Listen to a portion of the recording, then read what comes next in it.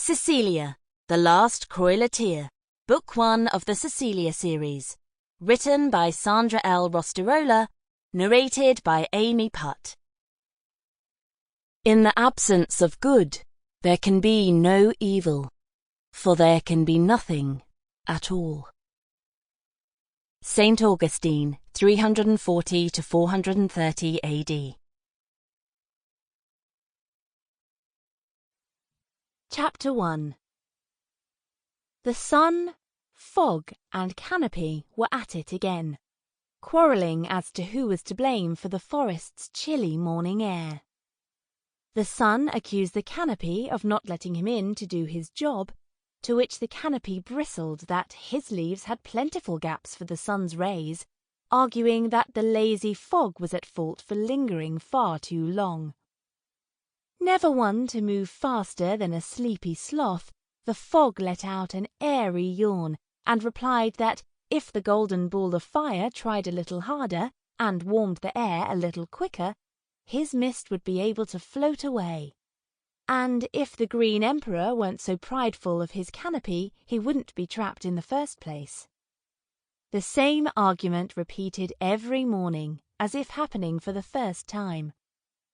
To look at it any other way meant the daily ritual would become repetitive and boring, and as far as Cecilia was concerned, her forest was never repetitive or boring.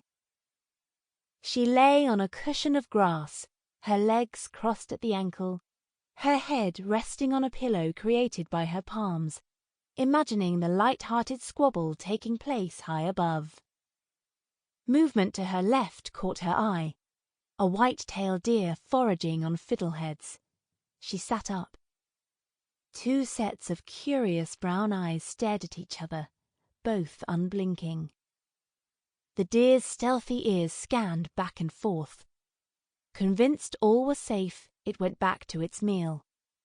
Suddenly, an arrow pierced its upper chest.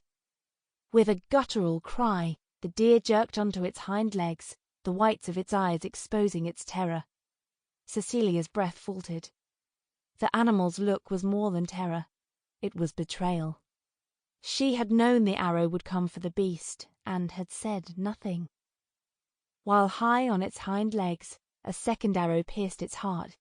It collapsed to the ground, dead. Grabbing her basket of flowers, Cecilia hitched the long skirt of her white linen dress to her knees and rushed to the animal's side. She placed both her hands on its warm chest and recited a quiet Sample complete. Ready to continue?